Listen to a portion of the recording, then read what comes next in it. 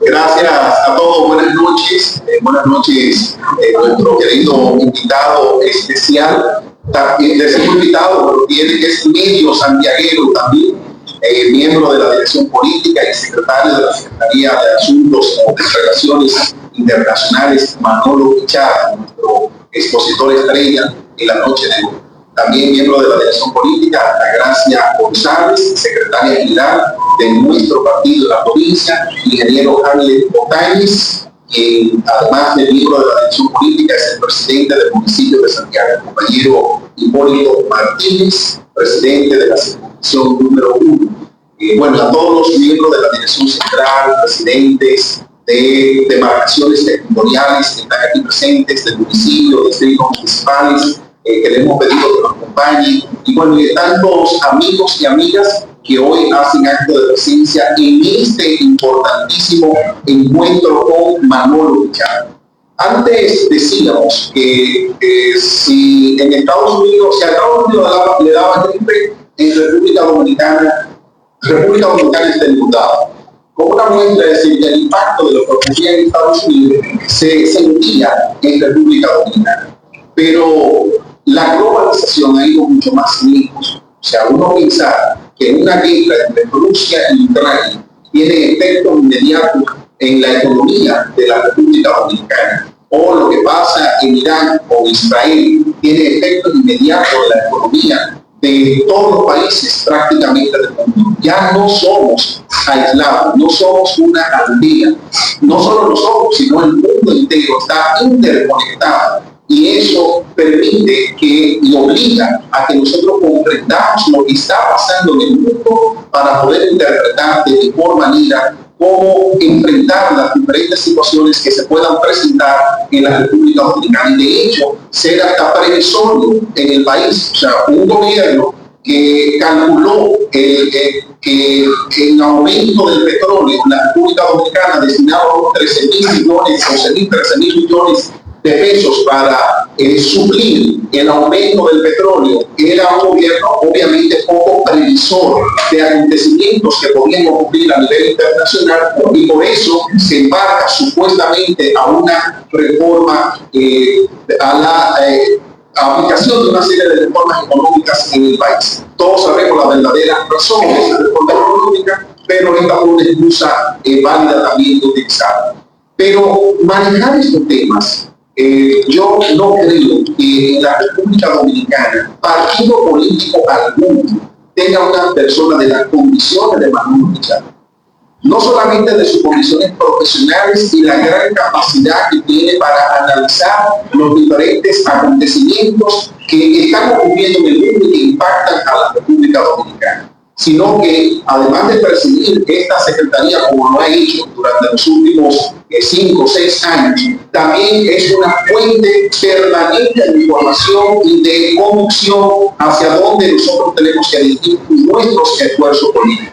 Por eso Santiago hoy se siente altamente privilegiado, honrado de tener a Manolo Pichardo como expositor de toda la política internacional que ha implementado el presidente Luis Fernández y con la que estamos comprometidos también de cara al futuro, porque también ya hemos tenido la oportunidad de elaborar planes de gobierno donde está expuesta la política internacional de nuestro partido.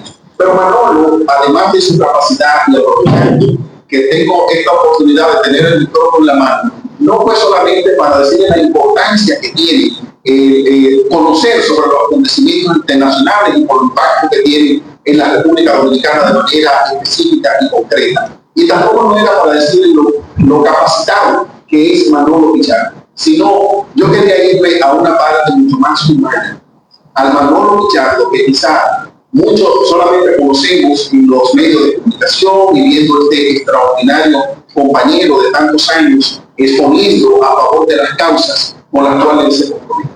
Es un ser humano extraordinario, una persona solidaria, una persona de una visión amplia, un amigo, una gente que sabe acercarse a la otra persona, alguien con empatía suficiente para uno poderlo llamar amigo y hermano, porque sabe colocarse en los diferentes momentos históricos importantes que hemos vivido en la República Dominicana, ha sabido colocarse en el sitial correcto, en la ruta adecuada para la construcción de una historia mejor para todos nosotros. Por lo tanto, para mí, de manera muy especial y particular, tener a Manuel Pichardo en la provincia de Santiago, aunque él sea medio santiaguero, pero tenerlo aquí es una dicha, un honor, un privilegio que nos da de compartir con todos nosotros que hemos venido a escuchar esta importante conferencia sobre la política exterior del presidente Leonel Fernández. Bienvenido, compañero Manuel Pichardo.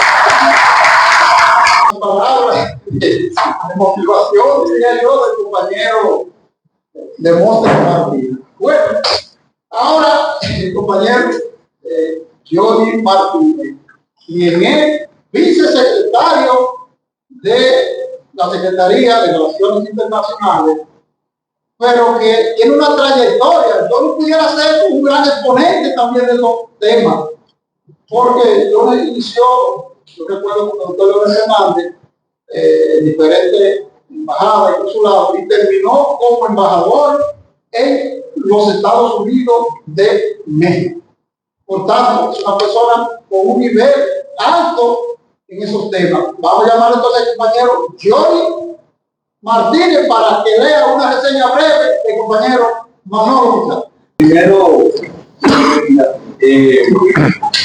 saludar a nuestro presidente del Comité Provincial, miembro de la Dirección Política, compañero Demóstenes Martínez, saludar a nuestra secretaria general del Comité Provincial, miembro de la Dirección Política, Altagracia González, saludar al presidente del Comité Municipal, miembro de la Dirección Política, el compañero Jale Botana, y obviamente a nuestro expositor, miembro también de la Dirección Política, amigo mío de por demás. A mí es un privilegio, esa amistad, el único problema que ustedes se hincan. Y saludar al presidente de la institución número 1, presente, doctor Hipólito Martínez. Hipólito Martínez.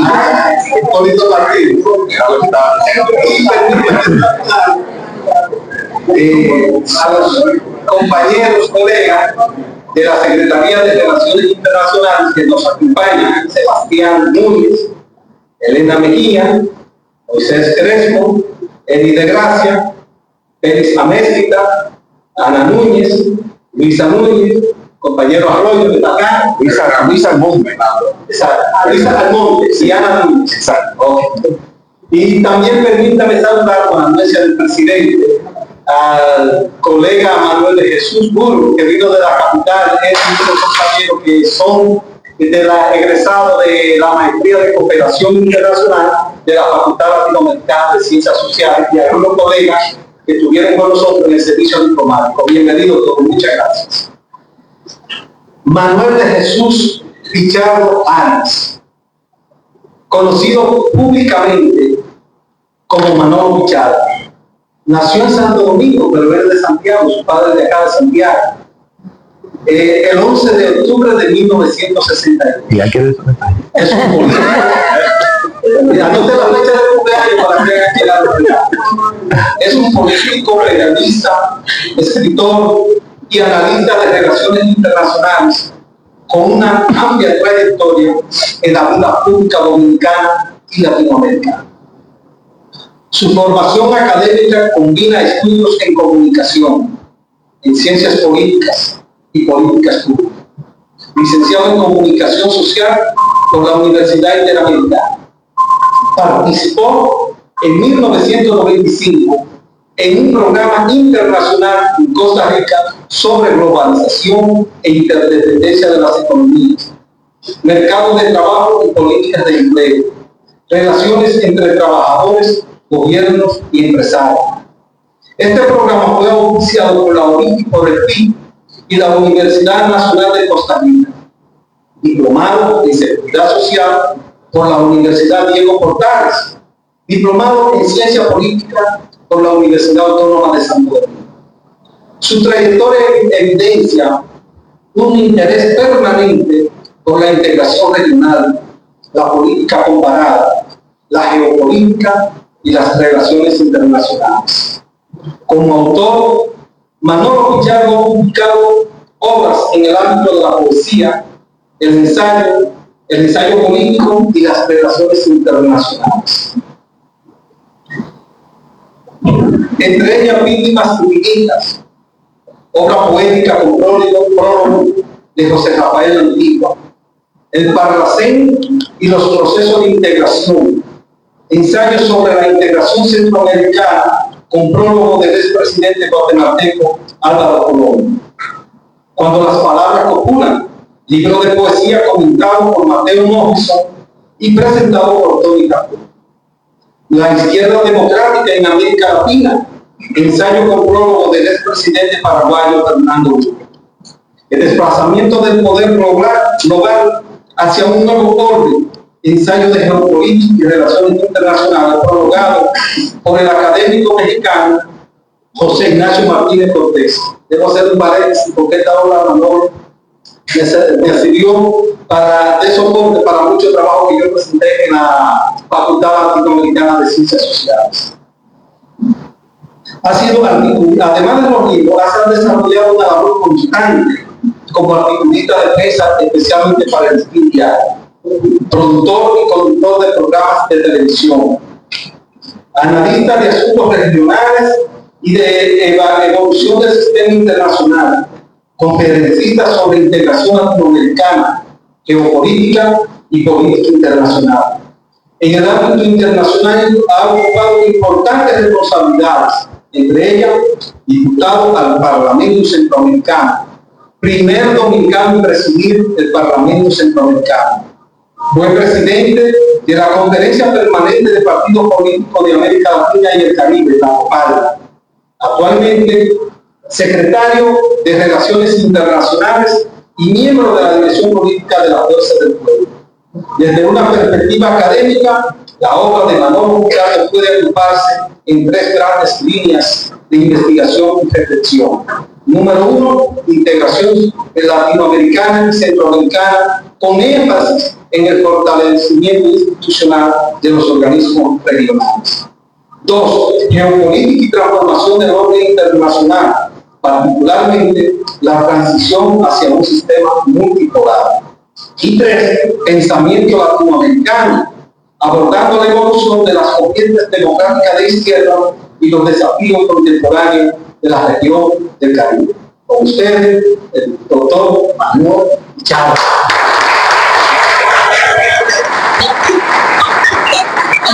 Gracias, John.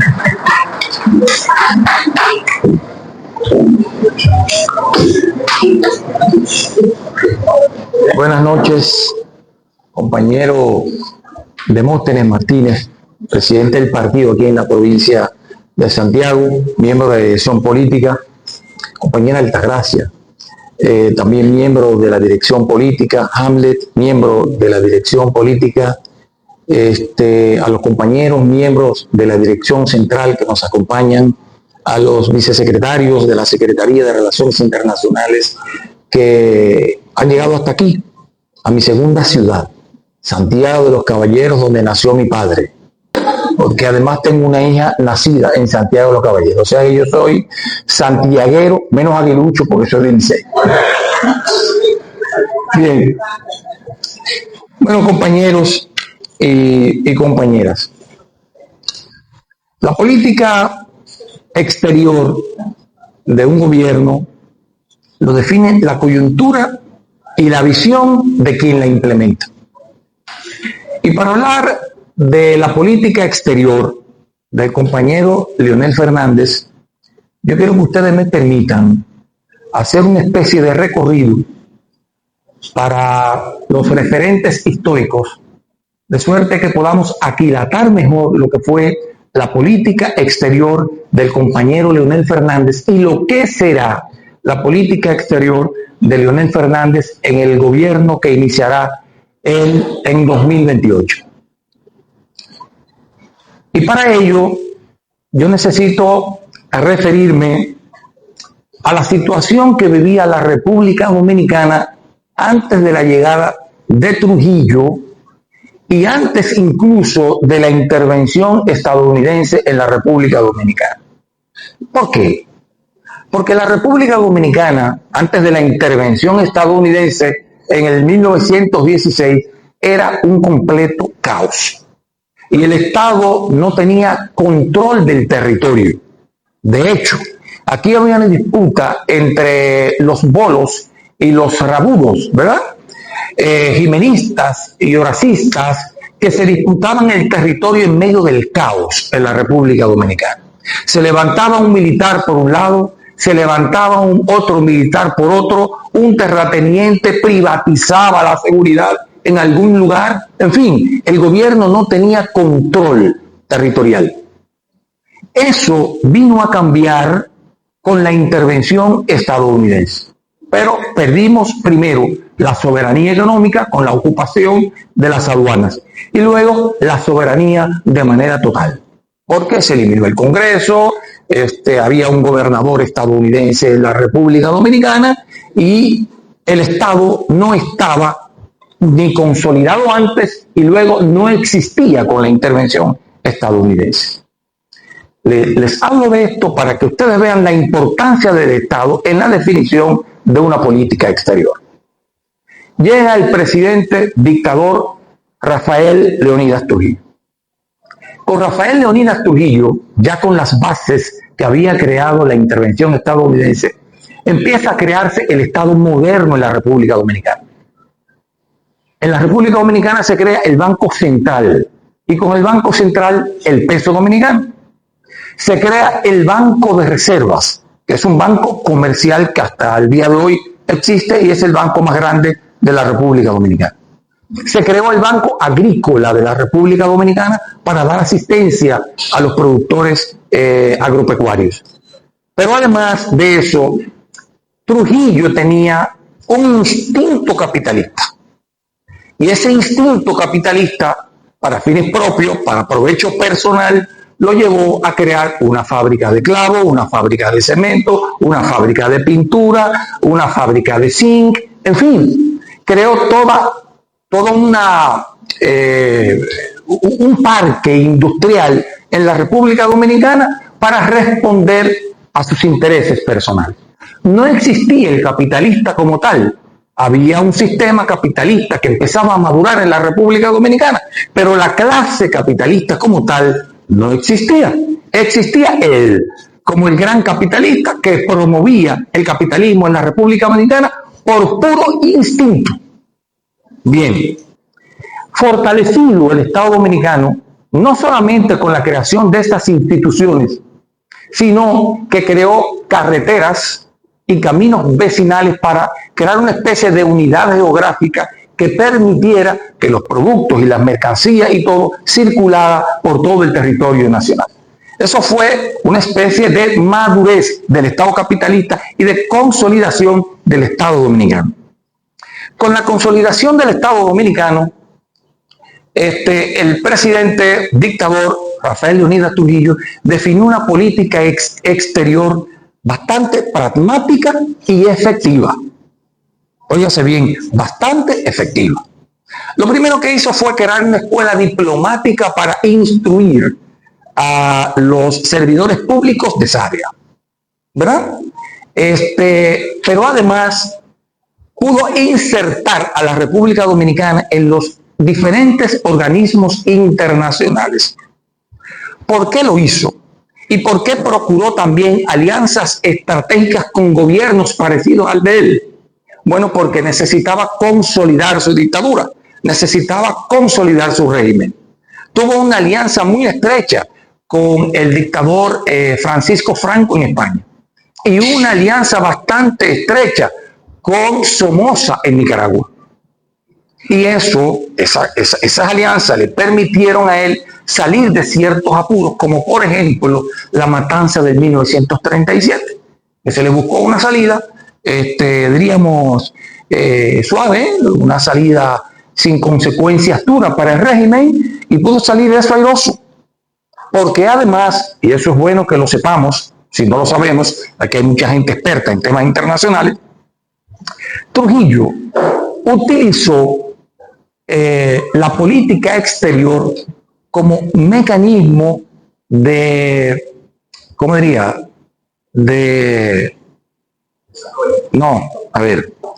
Utilizó sus embajadores, utilizó su cuerpo diplomático para el espionaje en el exterior. Tanto fue así que he leído en algunos libros, voy a evitarme la cita, es de un autor dominicano que hizo una gran investigación en Centroamérica en que me tocó acompañarlo en algunos momentos, revela que militares centroamericanos estaban al servicio de Trujillo. Y tenía un poder tan grande en toda la región que él se consideraba un monarca regional del gran poder que tenía. Y utilizó la política exterior con esos fines. Defendía el interés nacional porque en la medida en que defendía el interés nacional, defendía el interés propio. Esa fue la política exterior de Trujillo. Luego viene el doctor Joaquín Balaguer. Aquí viene un proceso de transición de una dictadura a lo que yo llamo una democradura o una dicta blanda. El doctor Joaquín Balaguer, hay que también saber cómo se define una política exterior. El doctor Joaquín Balaguer es traído al país por los Estados Unidos para participar en un proceso electoral en el 1966 con las tropas interventoras en el país. Ya ustedes sabrán cómo fue ese proceso electoral. El profesor Juan Bosch, que participó en el proceso electoral, ni siquiera pudo salir a hacer campaña.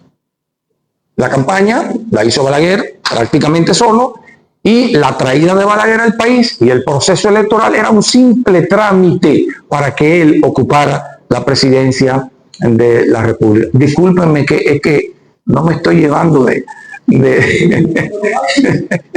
porque cuando los compañeros me pidieron que lo hiciera, me gusta hacerlo así porque siento que me distrae. Bueno, entonces Balaguer llega en esas circunstancias a la presidencia de la República, impuesto por un poder extranjero y por lo tanto la política exterior del doctor Joaquín Balaguer fue una política adherida a la del Departamento de Estado. En los organismos internacionales, la República Dominicana no jugaba un papel trascendental. Solo era sumarse a las posiciones occidentales. No hubo ningún discurso trascendente, ningún discurso que tomara en cuenta los medios de comunicación o las academias o la comunidad política en la región. Pasamos, diríamos, inadvertido en su primer gobierno. En su segundo gobierno quiso pragmatizar la política exterior y entonces establece relaciones diplomáticas con Egipto, ¿verdad? Pero estableció también, ahí fue donde estuvo su pragmatización, unas relaciones comerciales con la Unión de Repúblicas Socialistas URSS. Y para justificarlo, se inventó la etiqueta, el gobierno de entonces, de que el comercio no tiene bandera. Usted sabe, en medio de la Guerra Fría, establecer relaciones comerciales con la Unión Soviética no era bien visto. Bueno, por entonces ese eslogan suavizó aquellas relaciones comerciales con la Unión Soviética porque el comercio no tiene bandera. Olvidé mencionar la política exterior del profesor Juan Bosch. El gobierno fue muy breve. Es muy difícil evaluar la política exterior del presidente Juan Bosch, pero sí, la política exterior de Juan Bosch fue una política exterior independiente, no alineada a ninguna potencia, ni a ningún país, ni a ningún bloque. De hecho, una de las razones que se mencionan por la que fue derrocado Juan Bosch fue porque hizo una licitación para el tema del sistema de drenaje en la ciudad de Santo Domingo y la ganó una empresa europea. ¿Qué hizo usted en ese momento? Darle una concesión a una empresa europea es un desafío. Pero ahí estribaba la independencia de la política exterior del profesor Juan Bosch. Digo, una de las razones, hubo otras causas que motivaron el golpe de Estado. Pero quiero mencionar que la independencia de su política exterior fue una de ellas. Bueno, el doctor Balaguer termina y llega a un proceso de transición de la democracia a la democracia. 1979 gana las elecciones el presidente Antonio Guzmán Fernández. Antonio Guzmán Fernández no varió la política exterior de la República Dominicana. Era un liberal conservador, liberal en el sentido económico, no político, conservador, que siguió la política exterior del doctor Joaquín Balaguer. Una política, incluso el canciller del doctor Joaquín Balaguer fue el canciller del presidente Antonio Guzmán. Por lo tanto, la política exterior del presidente Guzmán no varió mucho. Hizo algunos acercamientos con organismos internacionales y sí hizo algo importante. Empezó a pagar cuotas en algunos organismos donde estábamos atrasados, con la idea de poder tener voz, ¿verdad? Y asumir algunas posiciones. Pero Antonio Guzmán no tenía una visión tan global como para asumir un liderazgo como el que asumiría después el presidente Leonel Fernández. Luego lo sustituye el presidente Salvador Jorge Blanco. Con Salvador Jorge Blanco hay un ligero cambio en la política exterior de la República Dominicana. ¿Por qué? Bueno, él se pronunció como gobierno en favor de la soberanía de Argentina sobre las Malvinas. Se pronunció también en favor de la independencia del Estado palestino y la creación de un Estado palestino, siguiendo, diríamos, la hoja de ruta de las Naciones Unidas.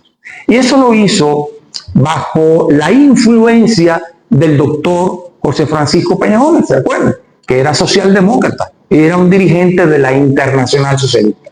La Internacional Socialista para entonces defendía ese tipo de posiciones. Por lo tanto, la política exterior del presidente Antonio Guzmán tuvo mucho que ver con la relación que tenía su partido con la Internacional Socialista. Bueno, ya hablamos de cuando retornó Balaguer, lo que quiso pragmatizar la política exterior, y a Balaguer lo sustituye en el 1996 Leonel Fernández. Y aquí es otra cosa. Aquí es otra cosa. Y quiero, antes de entrar en lo que fue la política exterior del compañero Leonel Fernández, decir que cuando se hablaba de nuestra isla, se hablaba de la isla de Santo Domingo, el referente, lo que a la gente le llegaba a la mente en América Latina, en Europa, en Asia, era Haití. Era Haití. Nadie conocía a la República Dominicana. Todo el mundo pensaba en la isla como Haití. Porque la política exterior de la República Dominicana nunca fue agresiva. La agresividad de la política exterior dominicana empieza con el compañero Leonel Fernández. Leonel Fernández, tras la política de Joaquín Balaguer, que se atrasó en el pago de los organismos internacionales, empezó a ponerse al día en todos, absolutamente en todos. Entró al sistema de integración centroamericana SICA, entendiendo la importancia de la integración como un instrumento para el desarrollo entre los países de economías insuficientes o pequeñas. Pero no solamente entró al sistema de integración centroamericano a través del Parlamento Centroamericano, también empezó una relación con el CARICOM y sirvió de enlace entre el CARICOM y el sistema de integración SICA. Pero con el CARICOM le facilitó también unas relaciones bastante estrechas con Europa. Y las posiciones de Leonel Fernández llamaron tanto la atención que yo no sé si ustedes recordarán aquella propuesta para combatir la especulación de los alimentos. Una propuesta que impactó tanto que fue motivo de discusión en los medios de comunicación, en las academias y en la comunidad política. Pero de los commodities. Pero Leonel Fernández no solo jugó un papel importante en la ONU, en la OEA, jugó un papel importante en absolutamente todos los organismos multilaterales e internacionales a nivel global y regional, como he mencionado. Y una de las cuestiones que más se recuerda en América Latina y en el resto del mundo fue el liderazgo de Leonel como mediador. No sé si recordarán aquel evento que se presentó entre Venezuela, Ecuador y Colombia, cuando Colombia incursionó militarmente en territorio ecuatoriano. Y hubo una situación de mucha crispación que prácticamente, después de tantos años de paz en América Latina, ¿no?, que no peleábamos entre nosotros desde 1100 y pico, casi se llega a una guerra. Y esa situación se resolvió en una cumbre celebrada en la República Dominicana, en donde el presidente Leonel Fernández hizo abrazar a Correa, a Chávez y a Álvaro Uribe. Y eso le mereció, ese acto le mereció que se bautizara a la República Dominicana como capital de la paz. Toda esta política exterior de presencia constante en los organismos internacionales, en el debate internacional, en la República Dominicana, en los organismos multilaterales, le dio una relevancia a la República Dominicana. Que luego, cuando se hablaba de la isla, ya no se hablaba de Haití. Empezó a hablarse de la República Dominicana, empezó a hablarse del milagro económico de la República Dominicana, empezó a hablarse de la capacidad de Leonel Fernández para dirimir conflictos en la región.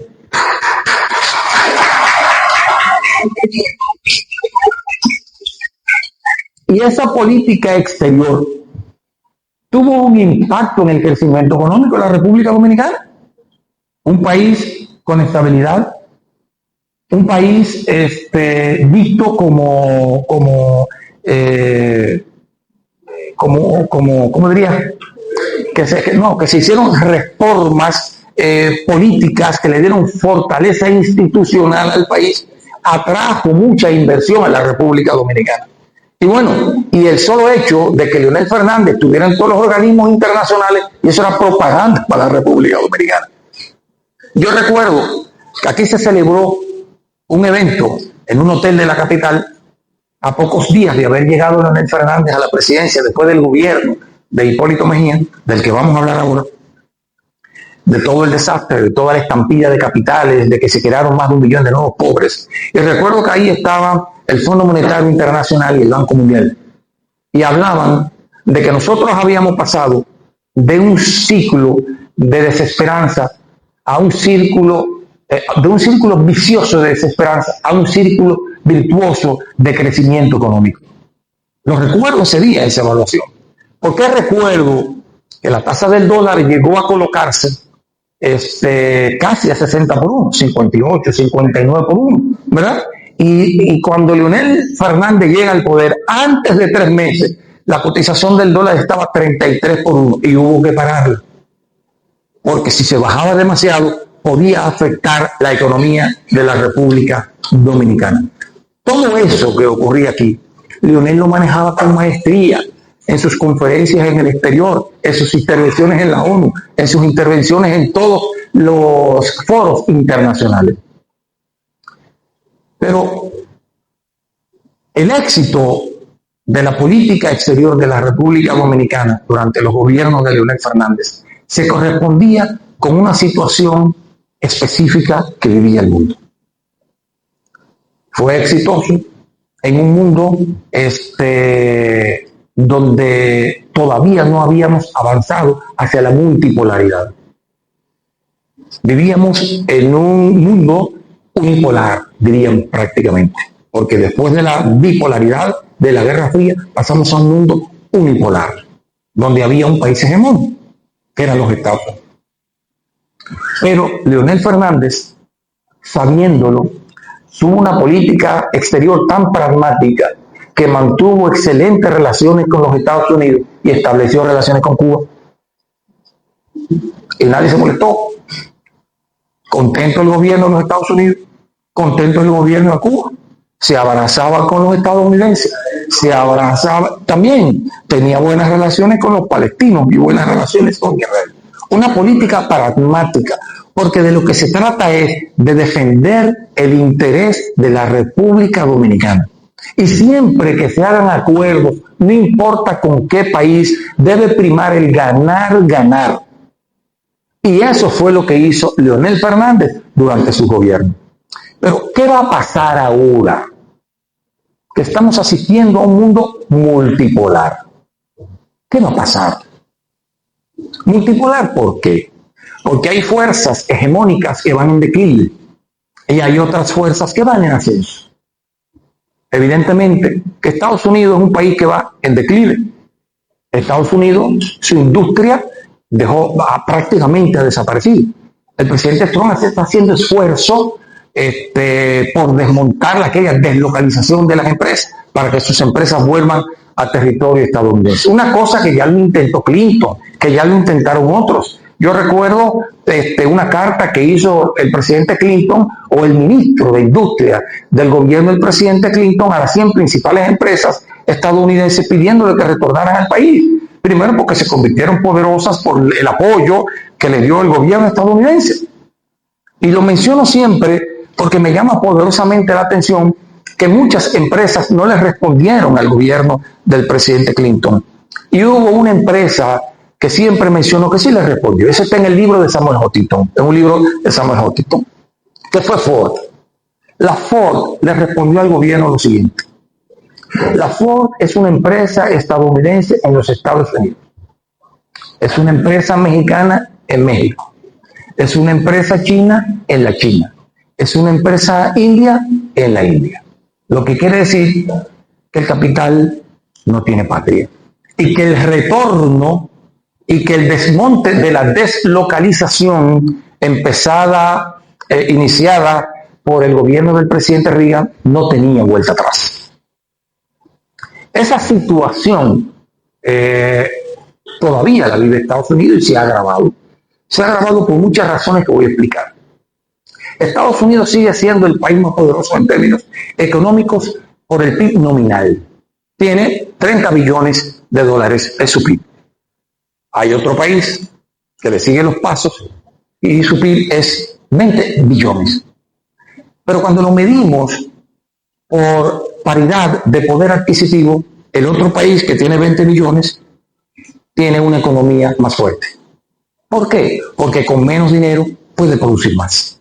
Por ejemplo, ese televisor, si lo produce en Estados Unidos, quizás su producción cueste $100.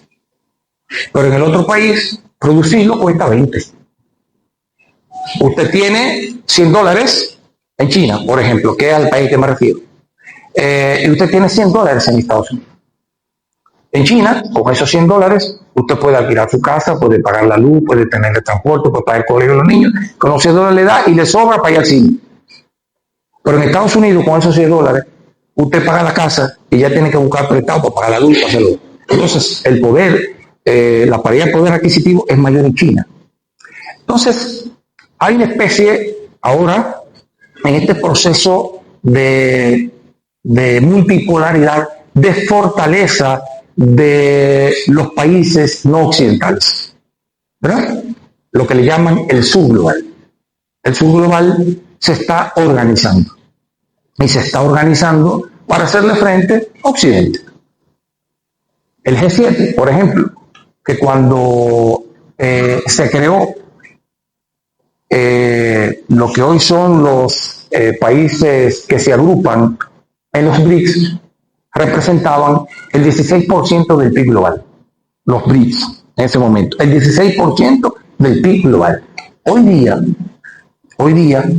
los BRICS representan cerca del 40% del PIB global, mientras que los Estados Unidos representan el 30%. Ese es el mundo que vivimos hoy. Ese es el mundo que vivimos hoy. China, por ejemplo, se ha convertido en la fábrica del mundo. Y según el CEO de Nvidia, está ganando la guerra tecnológica a los Estados Unidos.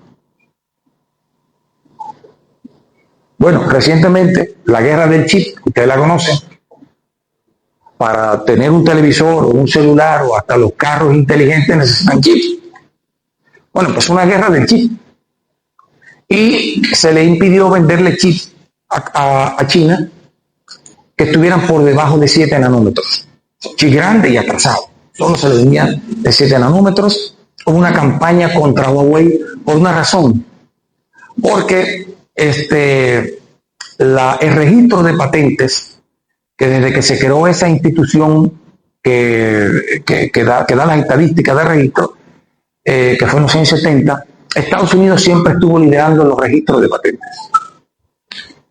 A partir del 2019, China empezó a superar a Estados Unidos el registro de patentes. Pero ¿quién era el que más patentes registraba de todas las empresas chinas, estadounidenses y del mundo? Huawei. Y empezó la campaña contra Huawei. Y prácticamente liquidaron a Huawei. Los celulares de Huawei desaparecieron. Pero Huawei empezó a reinventarse. Y hace 2 años, no, 1 año aproximadamente, en Estados Unidos abrieron un teléfono de Huawei. Lo descompusieron para ver qué tenía dentro. Y encontraron que tenían ya chips de menos de 7 nanómetros. Y ya China tiene chips de 2 nanómetros. Lo que quiere decir que la carrera por la tecnología la está ganando el sur global. Pero ¿qué ocurre? Por esa razón, porque el sur global está ganando la batalla tecnológica, está, diríamos, a la vanguardia de la industria, está planteándose también un sistema financiero alternativo. Nosotros debemos adherirnos al sur global e ignorar a los Estados Unidos, donde viven 2 millones de dominicanos. Un país que está en la esfera de influencia de los Estados Unidos. Por supuesto que no. Por supuesto que no. Y ahí viene la magia y ahí viene la habilidad de Leonel Fernández. ¿Cómo, sin ignorar el avance de quien definirá el futuro y quien casi ya está definiendo el presente, que es el sur global, sin ignorar a Estados Unidos, que sigue siendo una realidad todavía? Porque, y le voy a mencionar esto, el dólar ha sido el sostén de la economía estadounidense. Y lo fue desde los llamados acuerdos de Bretton Woods, ¿verdad? Termina la Segunda Guerra Mundial, Estados Unidos sale beneficioso. ¿Por qué? Porque en Estados Unidos no se tiró un solo tiro. Los tiros fueron en Europa. Por lo tanto, los países que quedaron debilitados y devastados fue Europa. Estados Unidos lo que hizo fue beneficiarse de la guerra. Vendía armas, pero después auspició con el Plan Marshall la reconstrucción europea. Pero el Plan Marshall fue un negocio. ¿Por qué fue un negocio? El negocio fue porque Estados Unidos le prestaba para restaurar con intereses a los europeos, ¿verdad? Pero ese préstamo que les hacían a los europeos era para que compraran maquinarias fabricadas en los Estados Unidos. Negocio redondo, porque ganaron los europeos que se restauraron, pero Estados Unidos se hizo inmensamente rico. Luego, Estados Unidos, como ganó la guerra y estaba tan fortalecida, cuando se estaba discutiendo el nuevo marco jurídico global, la principal cuestión que se definía cuál era la moneda internacional que se iba a usar. Los ingleses, que eran la potencia en declive, en ese momento querían imponer una moneda, no de ellos, una moneda global, ¿verdad? Que no le emitiera ningún banco central específico. No recuerdo el nombre que le pusieron. Pero por el otro lado, Estados Unidos se oponía. Y bueno, y era el país que más fortalecido había salido de la guerra. E impuso el dólar como moneda de reserva. Y se llegó al acuerdo siguiente: la paridad dólar-oro. por cada onza Troy de oro debía pagarse $35. ¿De acuerdo? Ese sistema operó durante mucho tiempo y estoy contando esto para llegar al punto de ahora. ¿Qué situación estamos viviendo? Ese sistema patrón dólar-oro operó hasta 1970. ¿Por qué se quebró el patrón dólar-oro? Porque se supone que las reservas de Estados Unidos debían emitir dólares que tuvieran respaldo en el oro que estaba guardado en sus bóvedas. Pero con la guerra de Vietnam, Estados Unidos tuvo que gastar tanto dinero que el dinero que estaba emitiendo ya no se correspondía con el oro que estaba guardado. Y hubo países que empezaron a darse cuenta. Y uno de ellos fue Charles de Gaulle, el presidente francés. Dijo, espérate, a mí me están dando un dinero que no vale nada, no tiene respaldo en oro, por lo tanto voy a mandar mis buques a cambiar estos papelitos que yo tengo que no valen nada por el oro que yo tengo en la reserva. Y así ocurrió. Mandaron flota a Estados Unidos, mandaron flota a Inglaterra, pero eso que hizo Francia empezaron a imitar los otros países. Y vino el tranque. Vino el tranque porque ahora nadie cree en el dólar. Pero un presidente habilidoso como Nixon sacó una carta de debajo de la manga. Fue a Arabia Saudita, ¿verdad? Le dijo, mira, Arabia Saudita, tú tienes muchos enemigos por aquí. Yo te voy a proteger de todos tus enemigos. Pero a cambio de eso, todo tu petróleo tú lo vas a vender en dólares. Imagínense ustedes, el mundo no funciona sin petróleo. Todo el mundo necesita petróleo. Para los vehículos, para la industria, todo necesita petróleo. Bueno, en fin. Entonces, empezó a venderse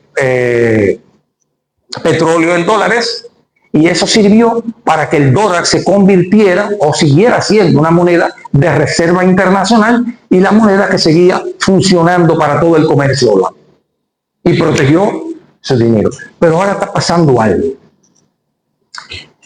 que es parecido a lo que pasó en el 1970 cuando emitían dólares sin respaldo en oro, y es que con las sanciones a Rusia, pongan atención a esto, con las sanciones a Rusia, el mundo empezó a llenarse de pánico, porque le congelaron 300.000 millones de dólares a Rusia en la banca occidental, y entonces la gente empezó a pensar, bueno, pero si vamos a politizar el sistema financiero internacional, nadie está seguro aquí, porque si mañana yo tengo un desencuentro o una diferencia con uno de los países occidentales, mi dinero también va a ser congelado.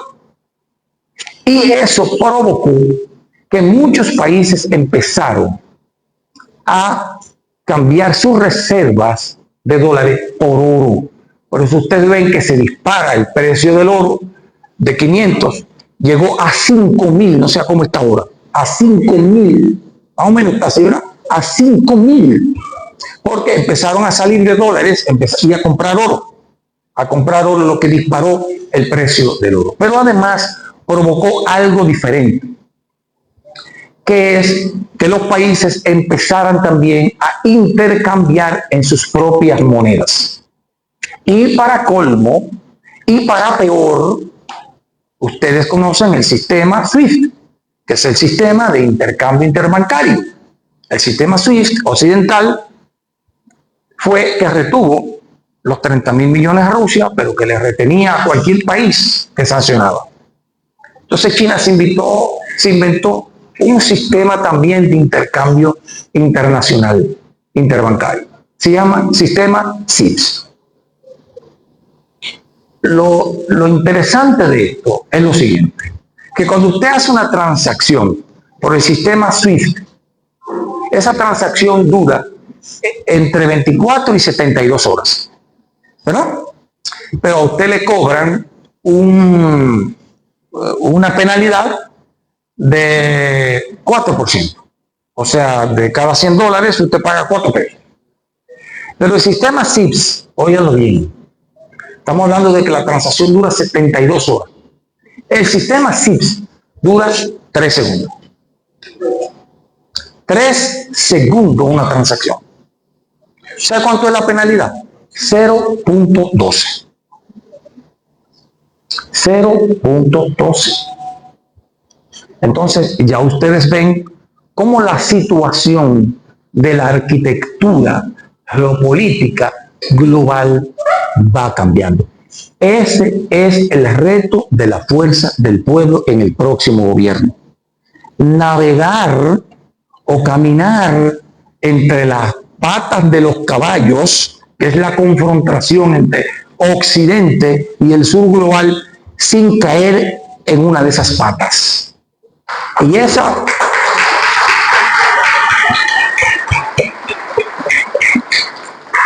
habilidad, ¿ustedes saben quién la tiene? Leonel Fernández. Leonel Fernández es un mago de mantener contento a todo el mundo. Ustedes lo saben que cuando hay conflicto y mandan a las comisiones de nosotros, y nosotros no le buscamos y damos vueltas y esa comisión no va y vuelve a la dirección política, no pudimos, creen otra comisión y va a la otra comisión, esa comisión no puede y va a otra comisión hasta que llegan donde Leonel Fernández. ¿Se resuelve el problema? Esa habilidad tiene él. Y esa habilidad tuvo para nosotros tener la política exterior más exitosa en toda la historia republicana.